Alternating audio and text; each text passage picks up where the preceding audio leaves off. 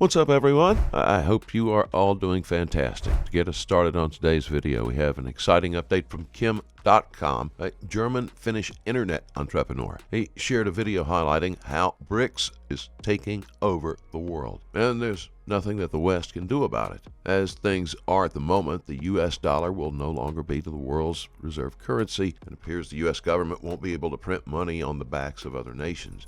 Some say that U.S. government bonds will be junk because of insane U.S. debt. The end. Here's one opinion. Brazil, Russia, India, China, and South Africa, a political union representing 42% of the global population, 26% of the global GDP. 12 more countries are applying to join, including Saudi Arabia, Argentina, Iran, Kazakhstan, and Indonesia. If successful, then the BRICS group will control a huge amount of global food, energy, manufacturing, and metals production, making it the biggest and the most important political and economic alliance on Earth. Not to mention, it will have over 50% of the world's population and around 40% of the global GDP if those new members come on board. A new world order is coming, and its name is BRICS. Subscribe now. See you next time.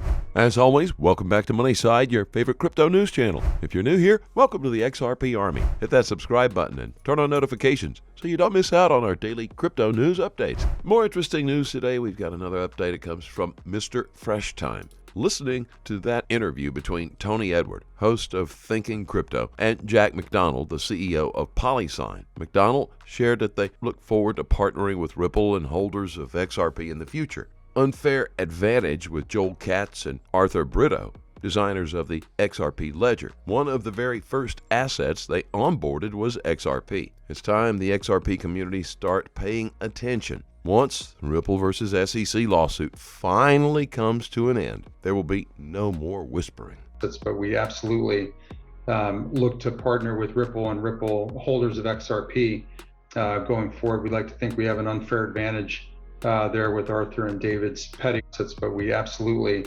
look to partner with Ripple and Ripple holders of XRP going forward. We'd like to think we have an unfair advantage there with Arthur and David's pedigree, and that was the first asset that we onboarded through our dev, and as we were building out the tech.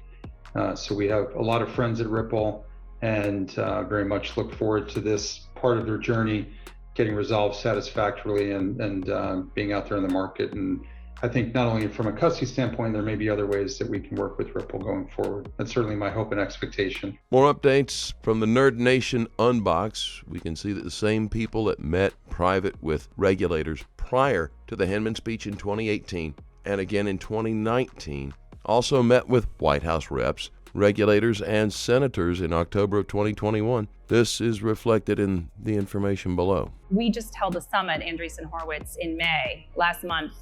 And we had regulators from every single one of the major regulatory organizations in Washington, D.C., and by the way, from other jurisdictions, states, and also other countries, come together in San Francisco with a group of key thought leaders in crypto. And we had a closed-door session for a full day, 250 people approximately, where we discussed this very thing. What should the regulations be? What ought they need to look like? And how do we move this forward in a way that both fosters innovation, but that is protective of consumers? We're going to know very soon about Ethereum because I think they're meeting about it on Monday. So we're going to get some new information very soon. I wouldn't say that it's going to be very soon, but that's just, I don't think just because there's a meeting about it that there's not going to be white smoke that comes out of it. Right. Well, Katie Hawn, Anderson, and Albanese met with Gary Gensler. Tamika Tillman was at the White House. I've said this before, and I'll say it again, we cannot always trust these people. According to the Washington Insider, the GOP risks overplaying its hand by embracing conspiracy theories based on Gensler's ties to top Democrats. Rumors have even surfaced that Gensler's doings were part of a larger plot involving Bill Clinton, George Soros, and so on. At this point, the optics are pretty bad for Gensler. All of this points to a growing concern among serious crypto policy people. The debate over how to regulate crypto is increasingly taking place along partisan lines, a bad development for anyone who cares about crypto and American innovation. And now as we wind down on today's video, we've got a tweet from John Deaton.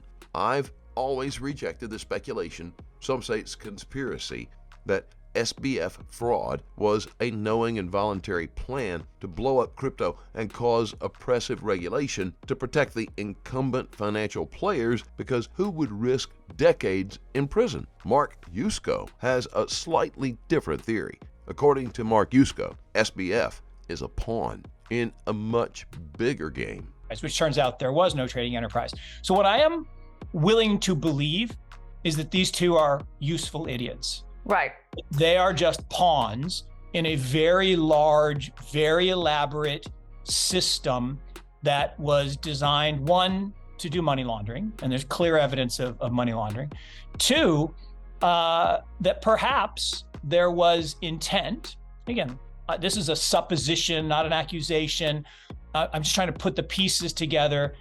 It is certainly possible that there was an intent by someone or someones to have this be an example set so that regulators could come in and punish the industry. I guess earlier today, right before we got on air, someone tweeted that a senator asked a congressional hearing whether there should be a pause in crypto until until the U.S. regulators can regulate it. As always, do your own research and always trade safely, guys. Please keep in mind we're not a licensed financial advisor. All videos on this channel are intended for entertainment purposes only. You can let us know always what you think in the comment section below. Let's start a conversation. Thank you so much for watching. Couldn't be here without you. Don't forget to like this video and please click on that subscribe button below. And be sure to turn on notifications. That way you get informed whenever we post our amazing content. Thanks again. We will see you on the next Money Side.